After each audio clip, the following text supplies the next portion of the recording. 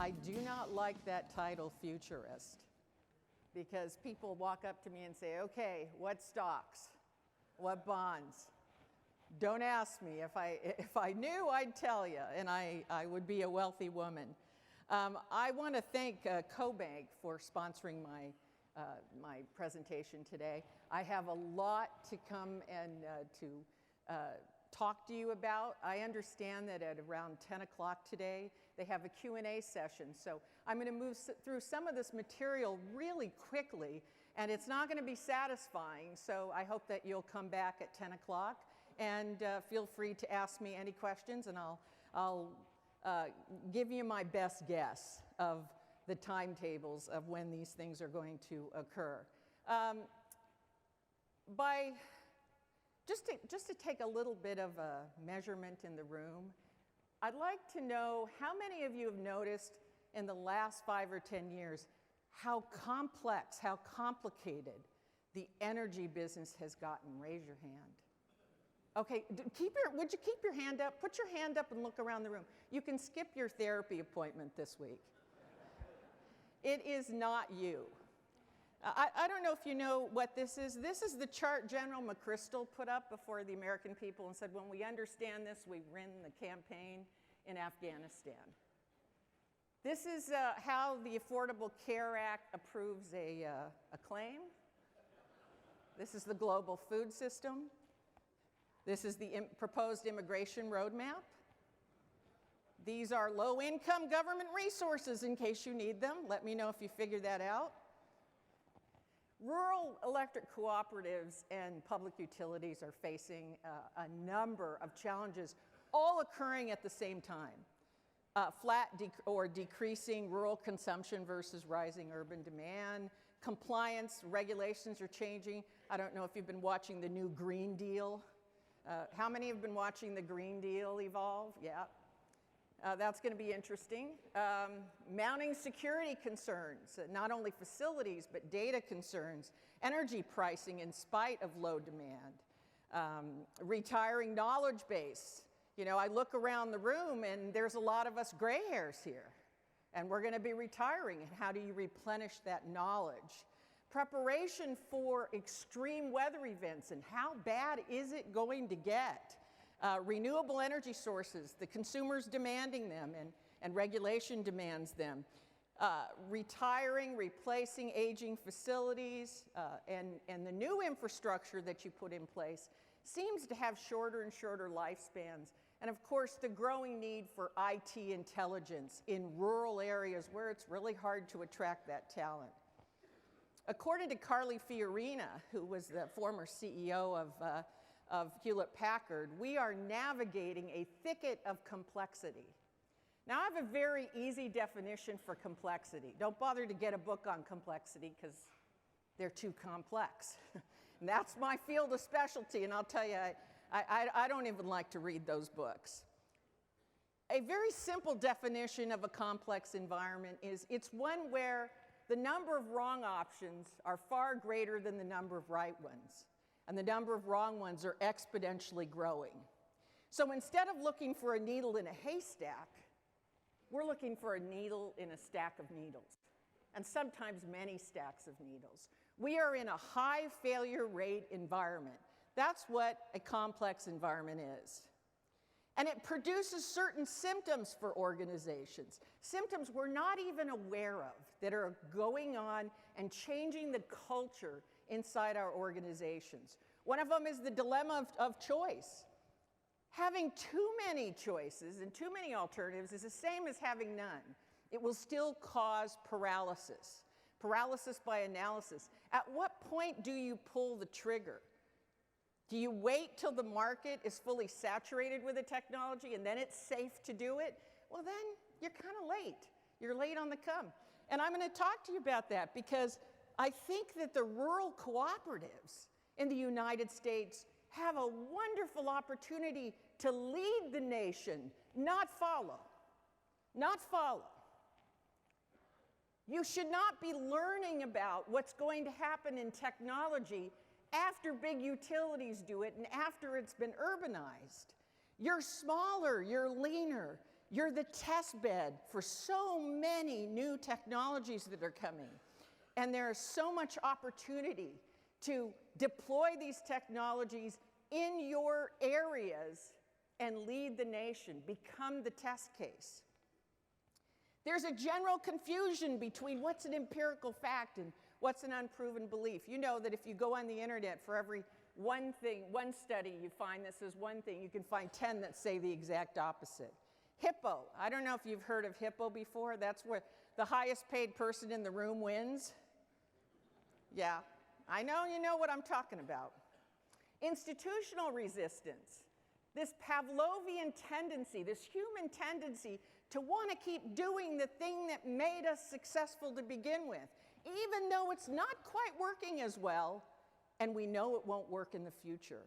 And then, of course, a failure avoidant culture, the fear that comes with facing the fact that we have to do something new that has not been done before. Now, how did we get here? Well, in the 70s and the 80s, I'm from Silicon Valley. We concentrated on data production and distribution, and we kind of overshot our goal. Be honest with you. Now, every 2 days, we create as much information and data as we did from the dawn of civilization to 2003. That means Friday night, we go home from work, and by Monday morning, that entire body of knowledge has been recreated. Is it any wonder we feel overwhelmed? It's the 4 V's of data are coming at us. The velocity, the speed at which things are being updated. Even your programs for the conference got updated in the time that you went to bed last night and this morning, right? I mean, things are changing. They're very dynamic, and they're moving at a faster and faster pace. The volume of data that's coming, we just talked about that. The variety, structured data, like things that you see in your spreadsheets, things that you can make sense of, and unstructured data, which is becoming more and more important. What are people saying on social media? You know, your customers' complaints are probably not coming in through a phone line to your office anymore. They're likely showing up on social media, and people are recruiting other people on social media to complain and become unhappy. And then the veracity of data. As I said, it's very hard to differentiate opinions and experts from fact, empirical fact and knowledge. And you need to base your decisions as leaders on facts.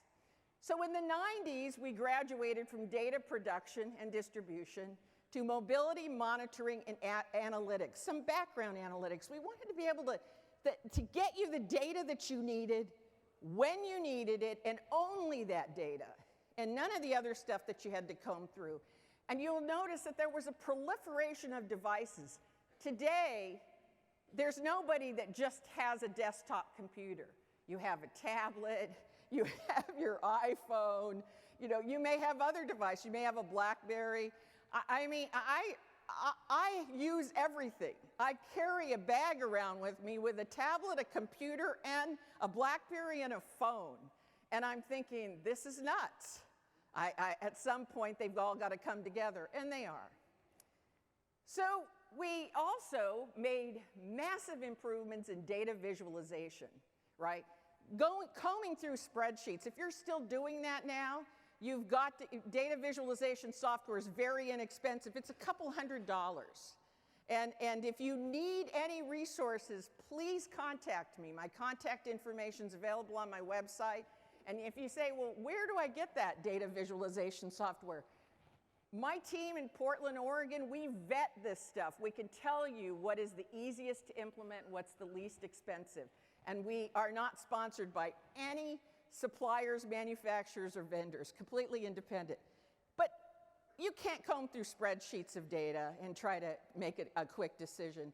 So as data began to explode, social media came along, texting, email, videos. Just look on YouTube, the number of videos. When I don't know how to do anything, I just go to YouTube right away. There's an instruction video for everything. Well, We overshot, produced too much, created lots of mobile devices, started producing even more data. The problem was mounting. And then in 2011, a really interesting thing happened. How many saw the episode of Watson versus the two winningest people on Jeopardy, the contestants on? It was Ken Jennings and Brad Ruttner. Well, I happen to know the IBM developers who were working on Watson at the time, and the executives thought this was a great idea because it was free national publicity. Fantastic. Everyone would get to see how the IBM big data computer could outplay the two most winning contestants. But it wasn't that easy, because when they made the commitment to have Watson show, they thought they could tap the internet. Now, if you've watched Jeopardy, you know that all of the categories are different. You have US postage stamps, followed by Indian spices, followed by rhyming words. And the folks that were working on Watson said, if we have to load Watson up with data, it would have to be all of the data that has ever been amassed by humanity. How are we going to do this? So I was watching, this is an exciting moment for a nerd like myself. I was watching with great anticipation to see what would happen, because there was no way to know what the questions would be. And of course, Watson won. After Watson won, IBM knew they had something far greater than a computer that could win a game show. They knew that all of the decisions we make are based on a fraction, a minuscule fraction of the available empirical data. We know this. In our hearts, we know we don't have all the data to make the decisions we must make in a timely fashion. And they thought to themselves, maybe it's more than a search engine problem. Maybe we have a big data problem. So their first stop was healthcare. If you happen to be admitted to an ER that has a Watson system, you're not at the mercy of hoping that you were admitted by the best doctor in the hospital, which used to determine your mortality, whether you survived or not. Now, an intern can go over to Watson and put in all the known conditions about how you come into the ER, and Watson will come back and say, it's 91% uveitis, 48% this, 29% this. But here's what Watson does that's even more interesting. Watson says, however, if you got me this information next, I could improve my diagnosis by 98%. It's a pointer. So it suddenly was a level playing field. It meant it doesn't matter who takes you into the ER in a hospital. They could go to Watson, and Watson would search all the available medical information, journals, social media, studies, percentages, everything, and come back and do a diagnosis and point to the next most important and vital information that was necessary to make a decision and treat you. Here's a list of some of the other things. I'm going to talk a little bit more about big data and artificial intelligence a little bit later. Big data elevates everybody's expertise at the same time, and it makes data immediately actionable. And according to IDC, worldwide revenues will grow to about $210 billion by 2020. Now, what's ahead? You heard Pat talk about looking ahead. I am a big believer that everything that you know about today is too late to get started on. It's too late. Things are moving at such a rate, you have to get out ahead of change. That's the only important investment you can make. So what's out ahead? Artificial intelligence and predictive analytics. What is predictive analytics? Predictive analytics is simply looking at all the data that's available and connecting the dots. But when I talk about all the data that's available, I'm talking about trillions and trillions of data points that are looked at to look for a pattern that our brains cannot possibly see. And not only does predictive analytics look for those patterns and anticipate what is going to happen next, it's constantly taking in new data. In split seconds, it's taking in new data and it's refining those patterns and anticipating what's going to happen next. And then when you attach automation to that, what you have is machine learning. You've heard those terms? How many have heard about AI and machine learning? Every dot leads to new insights about the power sources that you have, about the consumers that you serve, and it continues to get more and more precise as the data comes in. So instead of being overwhelmed by data, the data is now working for us. We're not working for the data. The data is being put to use for us. And this has allowed a real change in leadership and management. It means that we no longer have to wait for change to occur to adapt. We can pre-adapt. When you think about it, one of the greatest assets the human organism has is an ability to do thought experiments, to look into the future. No other animal has this as much as the human organism. We can look ahead. We can anticipate consequences. And then we can do something in the present to radically change that outcome. Now try telling that to a teenager. Doesn't work so well, but I didn't see any teenagers in the room. What is predaptation? It means to preempt, to quash, alter, or lessen undesirable events and outcomes, and to leverage future opportunities that you may not see. Adaptation is reactive.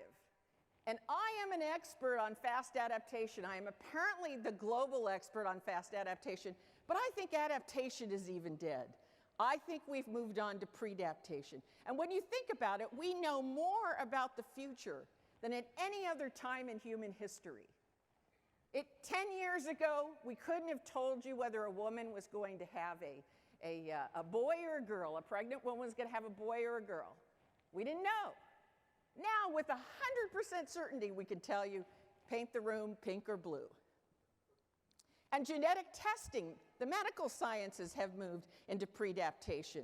We can now test you for your predisposition for a number of cancers and serious diseases and fend them off.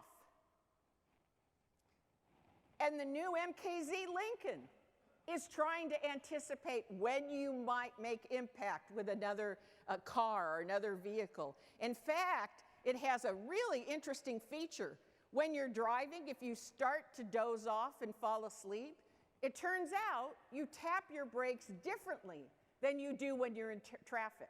Your steering algorithm and your brake algorithm is quite different. And so what does the car say? It says, please pull over. You're sleepy. You need to rest.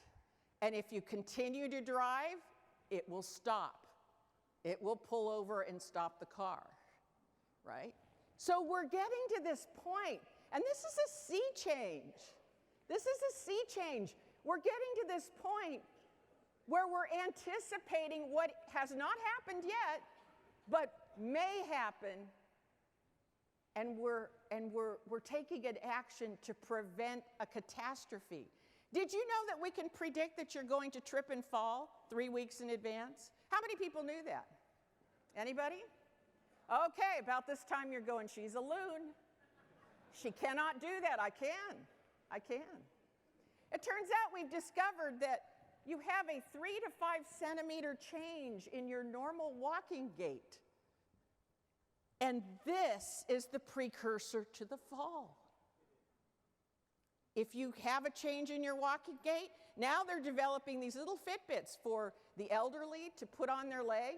And as soon as they find out that there's a 3 to 5 centimeter change in their normal walking gait, They're alerting their caretakers, right? They're telling them to get off the stairs, use their walker, use a cane, get into physical therapy to head off those problems. And of course, these very unfashionable airbags. You know that once you take a fall, many of the seniors that take a fall wind up in assisted living, and that's it. They lose their ability to live independently. So if we can fend that off, imagine what it means. It means 2.5 to 3 years of being able to live without care. And we can do that now. For knowledge is for power. And I hope that when you leave here today, you will embrace that. You will think about that. How far down the road are we looking? You know that last year we put up the GOES satellites. We were talking, I know a lot of you are concerned about these extreme weather events that are affecting electrical power. Well, we now have 3 times more data, 4 times more resolution, 5 times faster communication. And imagine the ability to evacuate people 15 and 20 minutes earlier than any other time in human history. The lives that we can save. These alarm systems for tsunamis, also predictive. They're trying to give us warnings so that we can take action to protect ourselves. And in Oregon, I don't know if you've ever seen these crazy looking things, but I recently moved to Portland, Oregon, and these are tsunami pods. And you could get in them and they have food, and in Japan, they're putting them all along the tops of roofs. So if they get hit by a tsunami, you're told to get in your pod and harness yourself, and they stay above the surface. I've never seen anything like this, and I promise you, Oregon, the city weird, is about the only place you'll find them at the farmer's market. But when I talk about getting creative with data, the largest retailer in the United States, I can't mention their name, but you can have a guess. When they discovered that cows produce less milk as the temperatures go up, they tapped into NOAA's meteorological database to look at when the temperatures were predicted to go up, and they locked in milk prices in advance of all their competitors. It was a smart move. Every minute of every day, we grow more precise at predicting future events, including falling, including when milk prices will go up. And your industry is really no different. There are numbers of things we can predict, and there's a number of things that we can head off. For example, the growth of these supergrids. You've heard about the supergrids that are now being connected all throughout Europe. The idea here is if you can't use it and you can't store it, export it, right? Connect it to somebody else. So the bigger the grid, the more distribution possibilities. But I have a question for you. Are supergrids really the way to go? I'm not sure about that. I don't think so. Right now, it's looking like we'll need $5 trillion to replace the grid infrastructure in the United States. That's the latest estimate. I think it'll be higher. But the most efficient grids might be no grids at all. Here's something to think about. This is ThinkFi. Has anybody seen ThinkFi's technology? You can look at, by the way, everything I talked to you about is available on the internet. You can look it up. ThinkFi is a tech company in Mumbai, India. I had a chance to go and visit their facilities. Fantastic. They created about 40 kilowatts of solar power on a single charge. And at the same time they were creating that power, they were filtering 1 million liters of rainwater and providing a shade. But the really cool one is here on the lower left-hand side. They're building massive solar umbrellas in parks and all around the region to provide localized power. And if you haven't heard about space-based solar, I am a big advocate of space-based solar. I started writing about this in my books 10 years ago, 12 years ago, because NASA at the time was afraid that they had lost their mission, and they were getting their budgets cut every year, and they didn't really have like a let's get a man to the moon. It's changed a little bit now. And they were worried about it, and so they started a project which was called Space-Based Solar, to build solar grids in outer space where there is no atmospheric interference, so the collection yields are better. And they wanted to know, could they beam that power down to little microwave dishes? And could those microwave dishes be put on every home, on every electric car, in every office building? It was ideal because the weather wouldn't interfere with it. You wouldn't have to build any dams. You wouldn't have to build these massive solar farms. Well, it's come to fruition. The Japanese Space Agency has just conducted a 10-kilowatt test pilot, and the Japanese government has announced that homes, businesses, and cars will run off of space-based solar grids by 2030. How many knew about space-based solar and the fact that it has come this far? This is what I'm talking about to say we've got to get out ahead. It doesn't make sense to me to start investing in supergrids when we're already making the leap to space-based solar. Who is going to be the first community to make that transition? I would say it's going to be one of you in this room today that is going to make that leap and say, why are we continuing to put money into a grid, a terrestrial grid, terrestrial renewables, when the entire world is going to go to space-based solar? Let's get a jump on that. And here is my reason why. I'm going to tell you a story about Teléfonos de Mexico. Teléfonos de Mexico is the Mexican government's telephone system, and in the 1970s and 80s, they realized that only 1 out of 40, 50, or 60 households in Mexico had a telephone, and that Mexico was not going to become an industrialized nation unless they at least had phone service.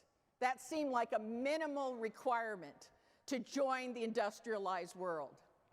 So they started making projections on how long it would take to get phone service out to everyone. Some of you are making those projections on broadband right now. And they realized they would never catch up. They were too far behind. But around the 70s and 80s, cell phones were coming into existence. And they said, forget the old infrastructure. We're going to leapfrog directly to cell phones. And what was the result? They have better cell service than we have here in the US. And why? Because in the US, we are now maintaining and improving landlines along with the cell infrastructure. We have 2 infrastructures that we have to maintain. They didn't do that. They leapt to the next technology. And that's a lesson to take back. Because if you do leap ahead, it takes courage. It takes courage to go to next generation of technology. But I hope you will. I hope you will get the courage by looking at what's coming ahead. So what are the things that we know are coming ahead? We know the Internet of Things. We know everything is going to be connected to and run by the Internet.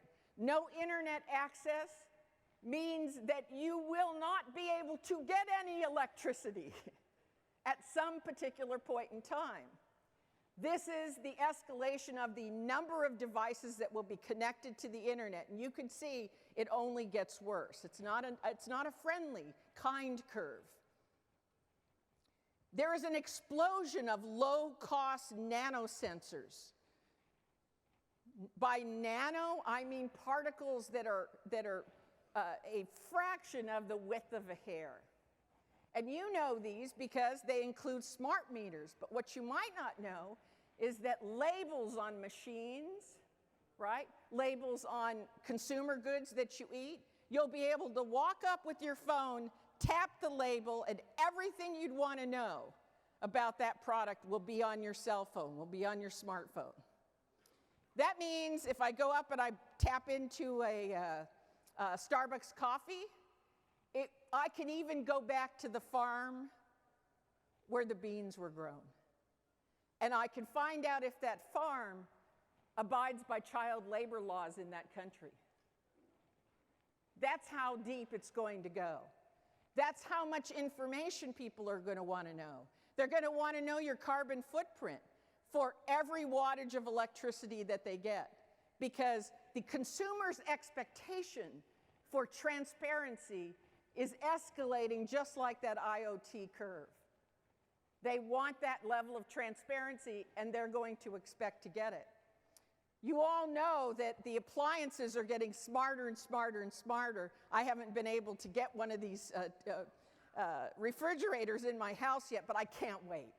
I can't wait. I'm a tech junkie, and I can't wait. These are now becoming hubs that will operate and control all the appliances and all the electricity in the house. That's what the refrigerator makers are going for. And you can look at the outlook for smart appliances, and if nothing else, this paints the picture of why you have to have internet access.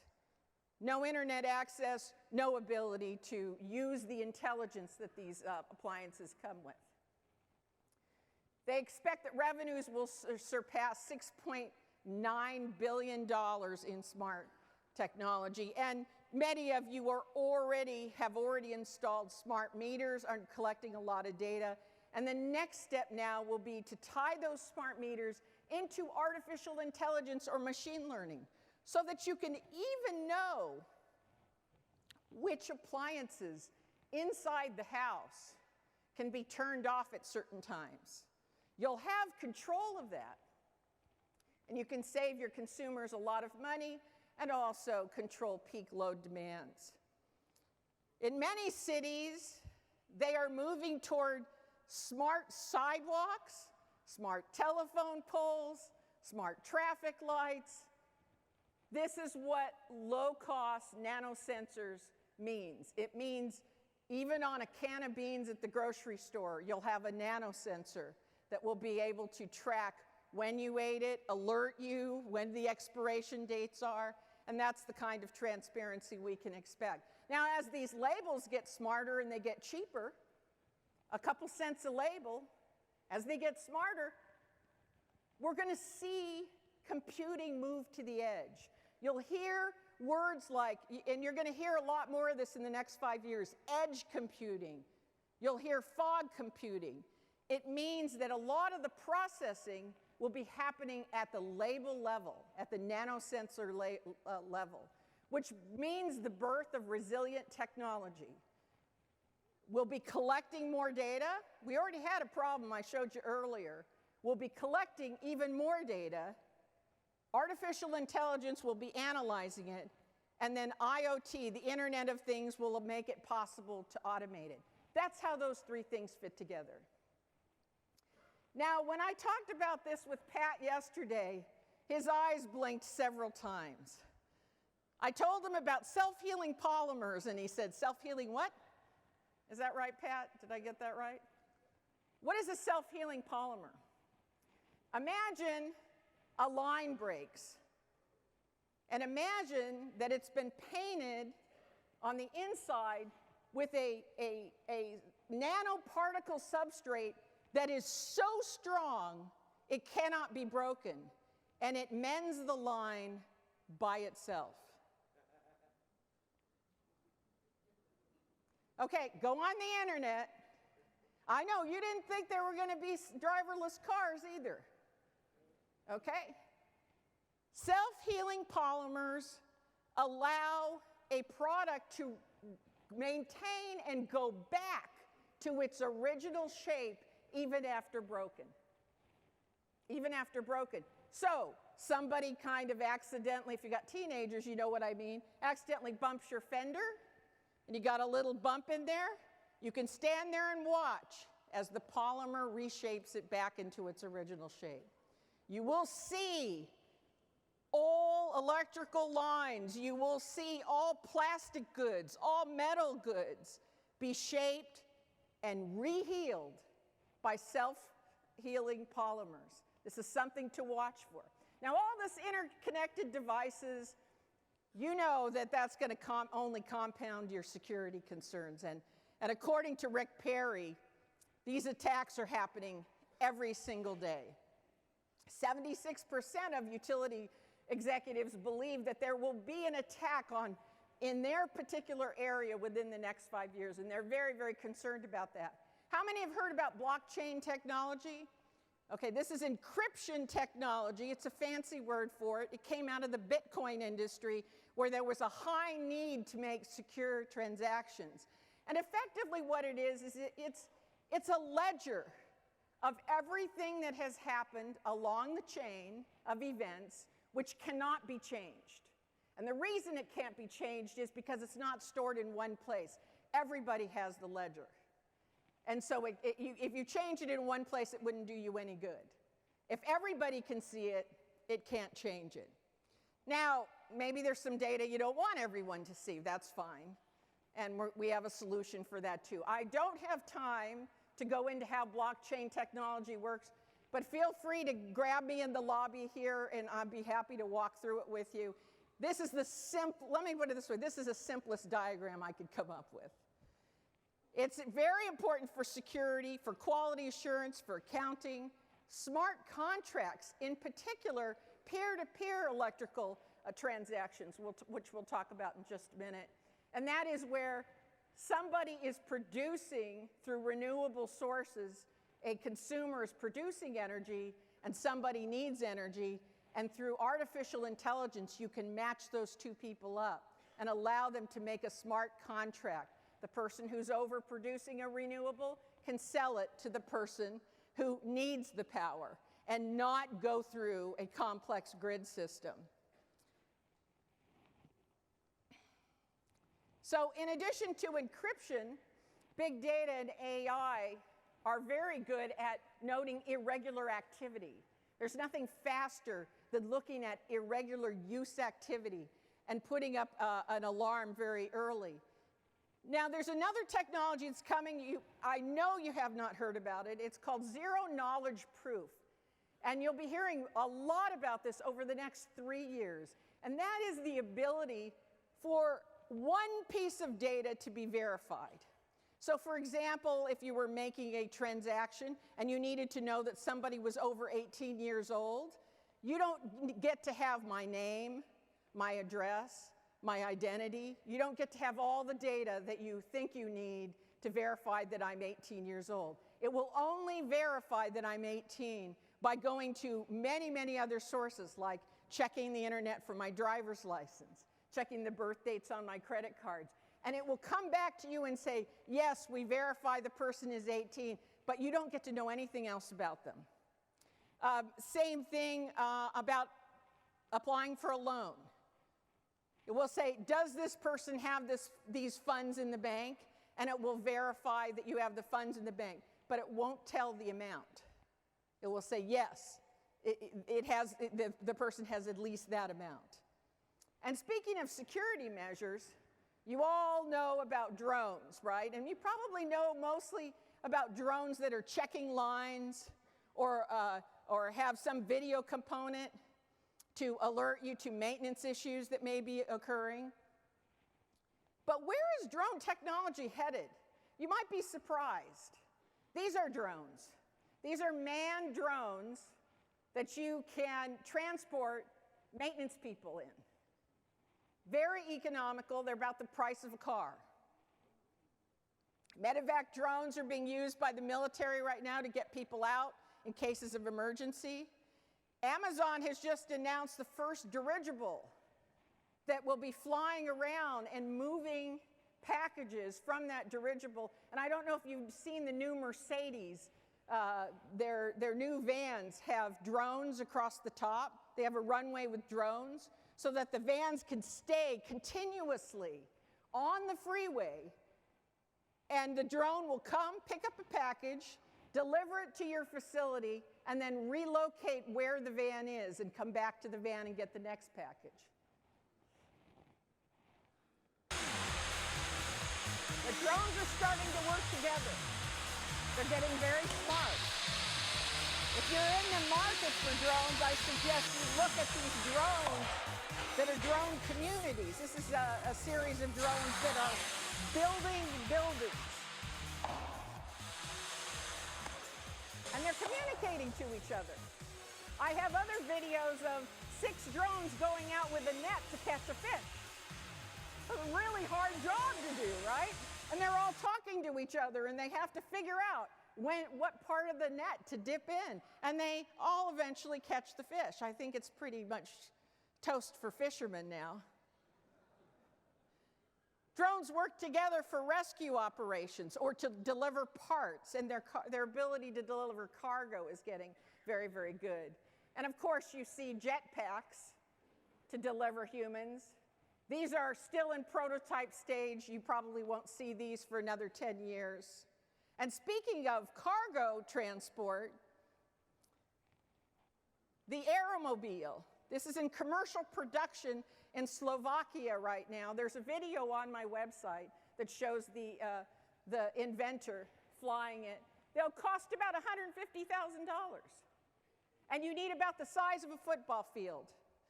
In my video, it shows the guy, he runs into traffic, he goes off the road, drives about the length of a football field. The wings are tucked in when you're driving, so it looks like a kind of a long Prius. And then when you go into flying mode, the wings pop out.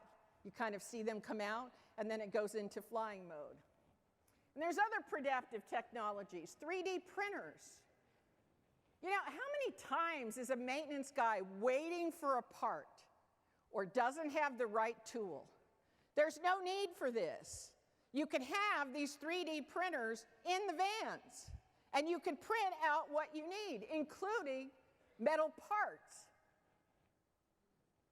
So there's no need to wait, right? You don't need to have something shipped to you. You can go online, figure out what it is, download the drawings, and immediately print out the parts. Here's some parts right here. We're printing out spinal parts inside surgical centers right now, and of course, teeth replacements, and food, custom food, and buildings. This might surprise you. $4,000 to build this 600 to 800 square foot facility using a Vulcan printer. Here's another example. The Vulcan printer is up in the right-hand side. In China, they built 10 new structures in one day. They will have no homeless problem within the next 4 years. They are building buildings using 3D printing. They are building everything in the building. They all snap together. The electrical snaps together, the plumbing snaps together. And of course, there are many advances in 3D imagery. When you're going out to build a new plant, you want to be able to walk through it. You want to be able to have the equipment dropped into place, right? And that's what virtual reality glasses are for. There are many contractors. And if you're working with a contractor that doesn't have that, don't do it. Go work with somebody who you can actually put the VR glasses on and walk through the facility, walk through the changes, see your equipment in place. We've now moved from Skype, which seemed like a really cool invention, to holographic imagery. And here's something that will blow your mind when it comes to holographic imagery.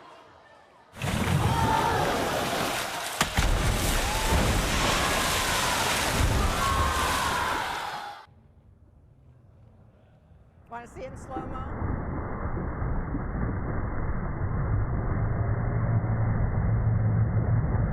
Education will never be the same.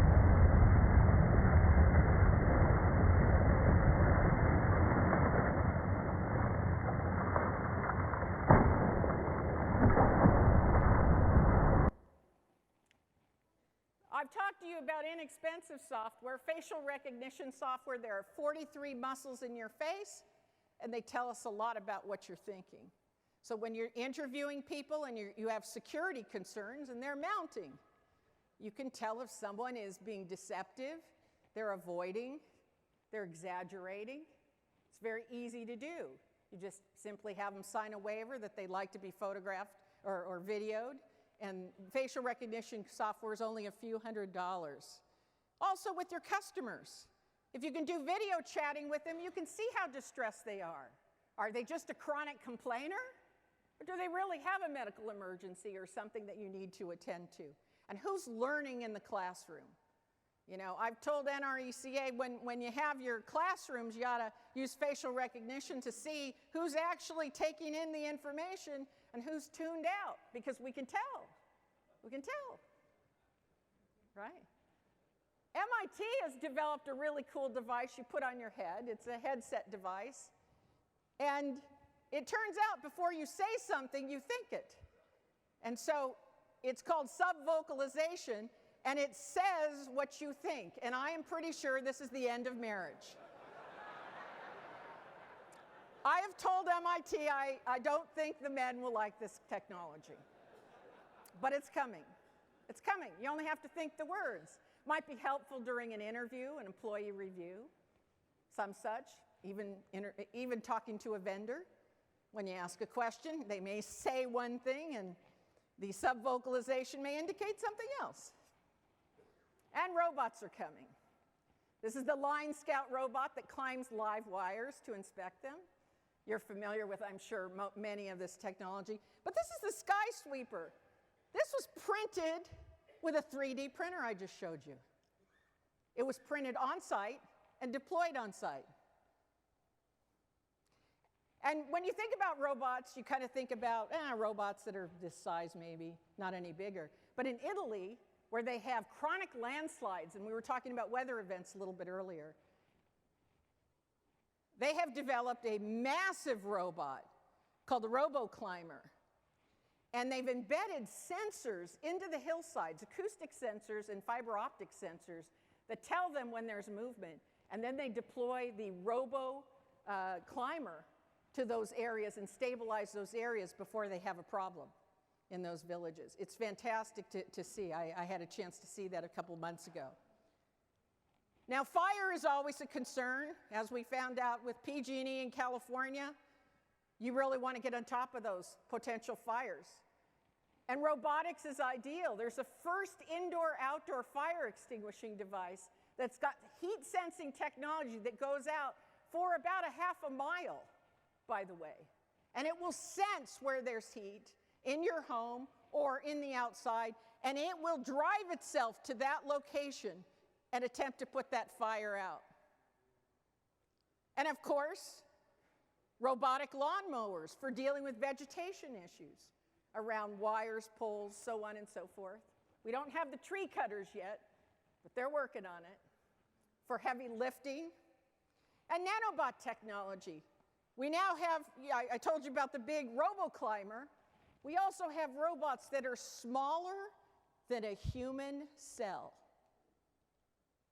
In the future, medicine will be radically changed because we've programmed these robots to go inside your body and eliminate cancers, the pre-plaques for Alzheimer's, and so on and so forth.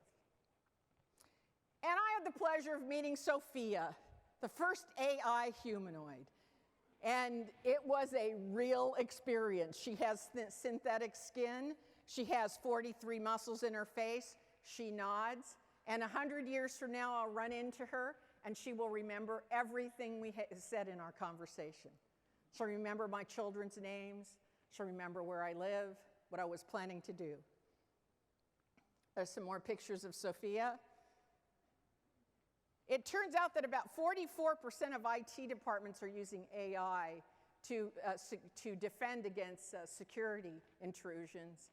And they feel that about 40% of customer interactions by 2021, which is just around the corner, will be handled by artificial intelligence.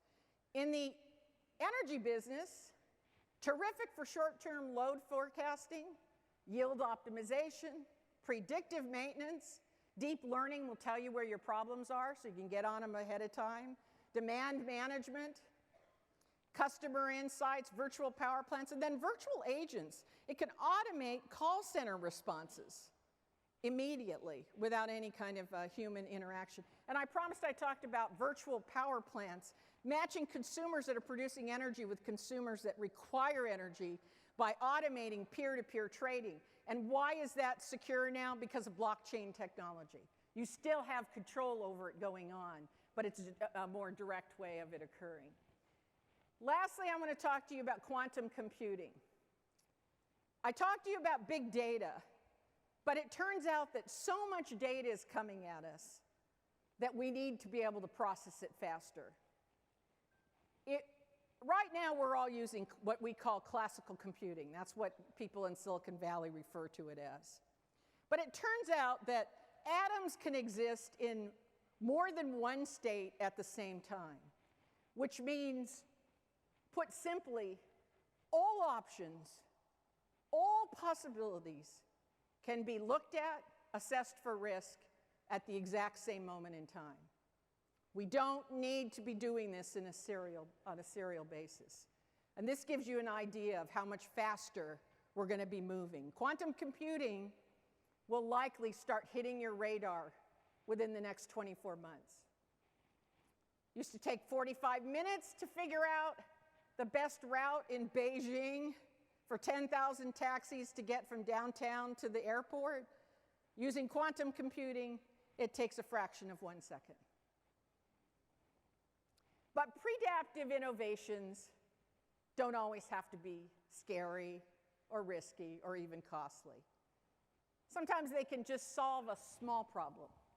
And even if you start with a small problem, it will kind of get your culture in the mood of a look forward, a preventative mentality, if you will.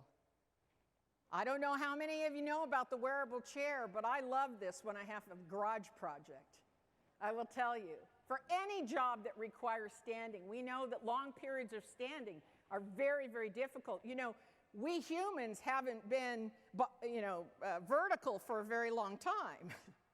We haven't, and that's why, and we're living longer and longer, and this is why we have back problems and feet problems and everything else. So this is very, very important. And of course, if you have a lot of heavy lifting. So I am way over my time, and before they give me the hook to get off stage, you've been a wonderful audience. I will say that when it comes to the future, you don't want to be the group that wonders what happened. According to Aubrey de Grey, the first person to live to be 1,000 years old has already been born and is walking the planet. Now, I made the mistake of putting this slide up as my first slide at a pension conference. They practically booed me off the stage. And they said, we don't even have a pension plan for the 100-year-old. Get out of here.